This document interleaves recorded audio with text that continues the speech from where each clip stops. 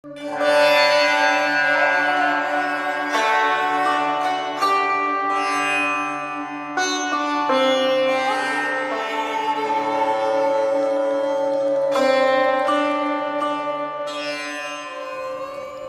morning, everyone.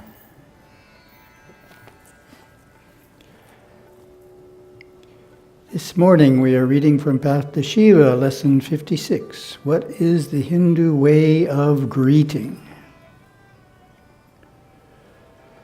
For Hindus, the greeting of choice is namaste, or namaskar. The two hands are pressed together and held near the heart, with the head gently bowed as one says namaste. It is both a spoken greeting and a gesture, a mantra and a mudra. The prayerful hand position is called Anjali, from the root Anj, to adorn, honor, or celebrate. In our Saiva community, we also say with folded hands, Vanakkam, Namah Shivaya, or Om Shivaya. The meaning is similar. The hands held in union signify the oneness of an apparently dual cosmos, the bringing together of spirit and matter, or the self, lowercase s, meeting the self, uppercase s. It is said that the right hand represents the higher nature, or that which is divine in us, while the left hand represents the lower, worldly nature. In Sanskrit, namas means bow, obeisance, reverential salutation. Comes from the root nam, which carries meanings of bending, bowing, humble, submitting, and becoming silent. Te means to you. Thus, namaste means I bow to you. The namaste gesture gently reminds us that we can see God everywhere and in every human being we meet. It is saying silently, I see the deity in both of us, and bow before it. I acknowledge the holiness of even this simple meeting. I cannot separate that which is spiritual in us from that which is human and ordinary. This beautiful custom opens our heart to see that person's good qualities.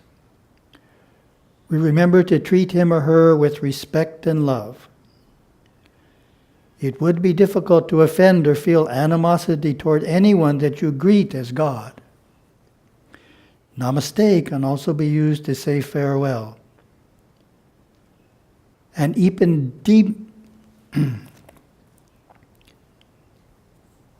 deeper veneration is expressed by bringing the fingers of the joined palms to the brow, the site of the mystic third eye. A third form of namaste brings the palms above the head. This salutation is reserved for God and the holiest of Satgurus. Then we have Gurudeva's quote. The mudra is called Anjali. It is a devotional gesture made equally before a deity, holy person, friend, or momentary acquaintance. Holding the hands together connects the right side of the body with the left and brings the nerve and nadi currents into poised balance, into a consciousness of the Sushumna, awakening the third eye within the greeter to worship God in the greeted one.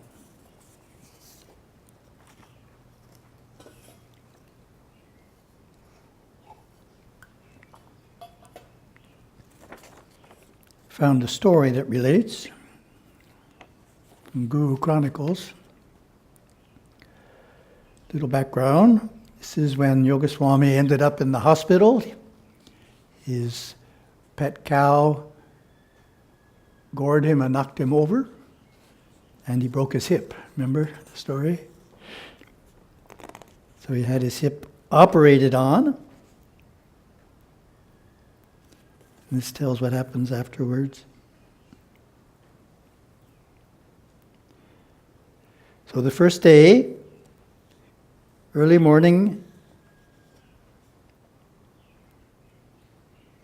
first day he woke up at 4 o'clock, even though he was supposed to sleep till 8, according to the shot they gave him. Habit mind got him up. Huh? Every morning after that, he awoke early. By 4 o'clock, he was sitting quietly, and people slowly gathered. Everyone came, doctors, nurses, and devotees. From about 4:30, they were singing and chanting. Only in a Hindu hospital, right?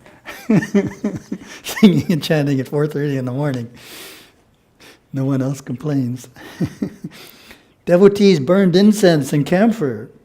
Sometimes Yoga Swami spoke to them. Often he asked visitors to sing or chant from a certain scripture. At about 5:45, he ordered everyone to go to their work and asked his attendants to clean the room and straighten the sheets.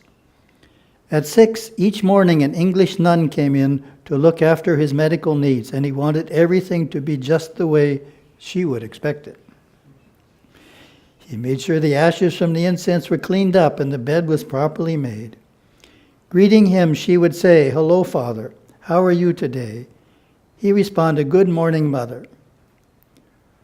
One day he asked when she had time to pray. She answered, "My work is my prayer.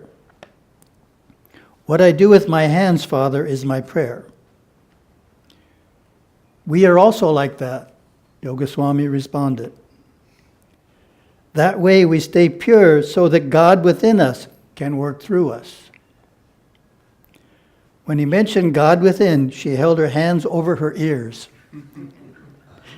indicating that she just did not see God within and would not even hear of such an idea. Yoga Swami laughed. "Oh, that's all right. Someday you will understand."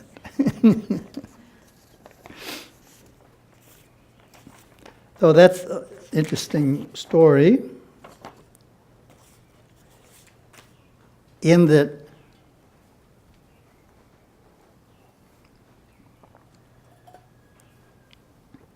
sometimes Hindus naively think that other people think like they do. So, that God is within everyone. Oh, everybody thinks that way, right? God's within everyone. That's what we all believe. But for people who aren't religious, they don't believe that. And even for religious people of other religions, they don't necessarily believe that way either. So it's definitely, it's a Hindu belief that God is within every individual, and more specifically, an individual has a soul, and at the core of that soul resides God. And that's what we're honoring or recognizing when we say namaste, recognizing that God is within everyone. Same God that's within me is within you. In fact, if we go deeper, there's only one of us. Very hard not to get along with somebody else if it's yourself. So that's a pretty deep experience. And the story is also good in that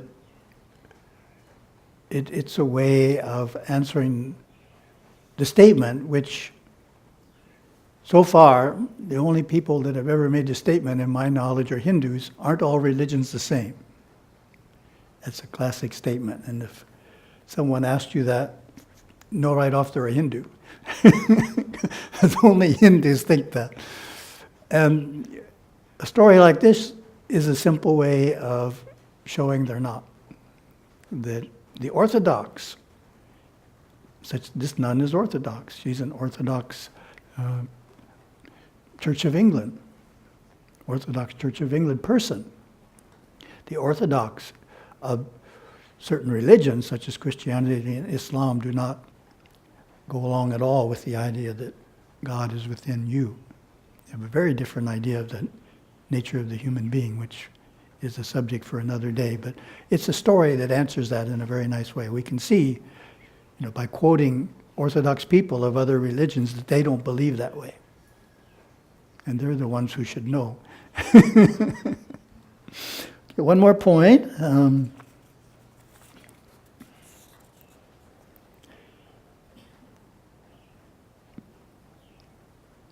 There's a lot of use of the word bowing here.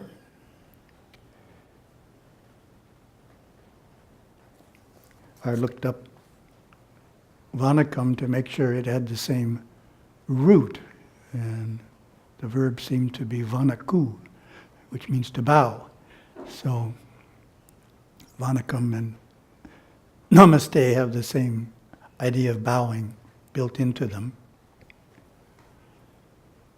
And that's an important part of Hinduism as well. Let me read the Tirukkural quote on that first, and I'll say a few more words. This is chapter 1, Praising God, Kadavol Valtu, verse 9. The head which cannot bow before the possessor of 8 infinite powers is like the senses lacking the power to perceive. So it's useless, in other words. If you have a head but you don't use it to bow, it's of no value. It's not really doing what it was designed to do. Shows the importance of it. Bowing to God in the temple, in the shrine room, in other people is a very core practice in Hinduism. And we all take it so much for granted, we don't think about it, but it's recognizing the presence of God in those places, and in recognizing the presence of God, what also are we recognizing? We're recognizing that God is greater than us. We're experiencing a sense of humility in that recognition. So bowing, because God is there, is a way of strengthening our humility. And that's an important quality to develop, because Western society, secular society, does a lot of good things, strengthens a lot of qualities, but it does not help you develop humility.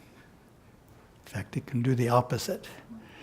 And so bowing is one of the ways that in Hinduism we strengthen our humility and lessen our sense of ego and pride. And that all relates to this core practice of greeting with namaste and vanakam. Thank you very much. A wonderful day.